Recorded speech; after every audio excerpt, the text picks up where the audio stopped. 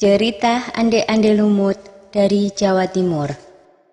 Suatu ketika, kerajaan Jenggala diserang oleh musuh.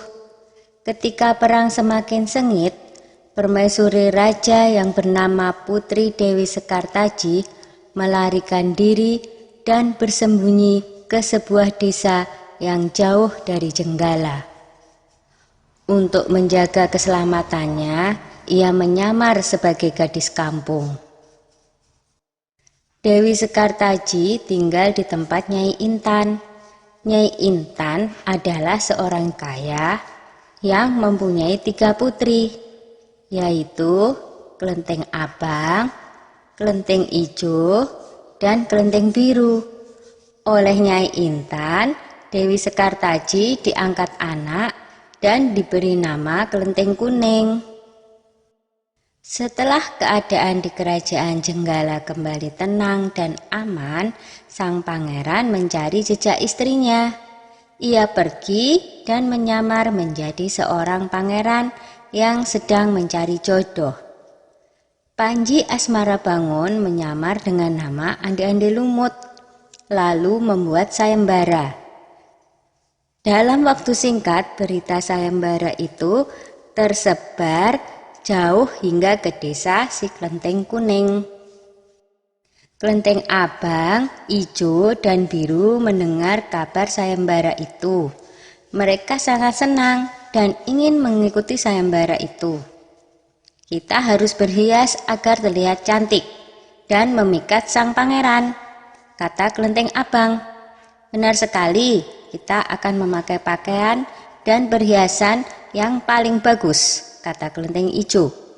Hai Kelenteng Kuning, kamu tidak usah ikut sayembara ini, karena kamu tidak pantas mendapatkan pangeran. Lebih baik kamu mencuci baju di sungai, perintah Kelenteng Abang sinis. Ketika Kelenteng Kuning sedang mencuci di sungai, tiba-tiba seekor burung bangau datang menghampirinya. Anehnya, burung itu bisa berbicara dan kedua kakinya menggenggam sebuah cambuk. Wahai Tuan Putri, pergilah ke desa Dadapan mengikuti sayembara itu. Di sana Tuan Putri akan bertemu dengan Panji Asmarabangun. Bawalah cambuk ini, siapa tahu nanti dibutuhkan, ujar sang bangau sambil meletakkan cambuk itu di atas batu. Burung bangau itu lalu terbang ke angkasa dan menghilang sebelum Kelenteng Kuning menjawabnya. Kemudian Kelenteng Kuning kembali ke rumah dan berangkat menuju desa Dadapan. Sementara itu, di tepi sungai Bengawan Solo, ketiga saudara dan ibu angkatnya bingung karena harus menyeberangi sungai, tetapi tidak ada perahu. Bagaimana cara kita menyeberang, Bu? Tanya Kelenteng Ijo dan saudarinya. Lalu mereka melihat seekor kepiting raksasa. Kepiting itu adalah Yuyu Kangkang, utusan Ande-Ande Lumut. Dia diutus menguji para peserta sayembara yang melewati sungai tersebut. Hai kepiting raksasa, maukah kau membantu kami menyeberang sungai?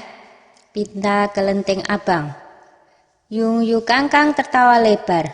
Hahaha, aku akan membantu kalian, tapi ada syaratnya, kata dia. Apapun syaratnya, kami bersedia. Yang penting kami bisa menyeberang, jawab Kelenteng Abang. Kalian harus menciumku, kata Yuyu Kangkang. Dan mereka pun bersedia memenuhi syarat si Yuyu Kangkang. Kelenteng Kuning tiba di pinggir sungai. Yuyu Kangkang mengajukan syarat yang sama, tetapi Kelenteng Kuning menolak. Dia tak ingin mengkhianati suaminya. Berkali-kali Kelenteng Kuning memohon, tetapi Yuyu Kangkang tetap menolak. Akhirnya Kelenteng Kuning memukulkan cambuknya ke sungai, dan seketika itu air sungai Bengawan Solo surut. Melihat itu, Yuyu Kangkang ketakutan dan segera menyeberangkan Kelenteng Kuning, bahkan mengantarnya sampai ke desa Dadapan. Sayembara pun dimulai.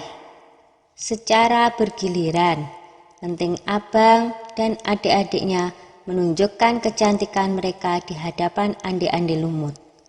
Namun, Tak seorang pun di antara mereka yang dipilih oleh Ande-Ande Lumut.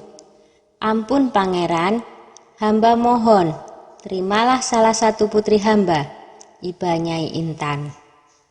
Ande-Ande Lumut menjawab, wahai Nyai Intan, ketahuilah, aku tidak bisa memilih seorang pun dari putrimu, karena mereka telah mencium si Yuyu Kangkang.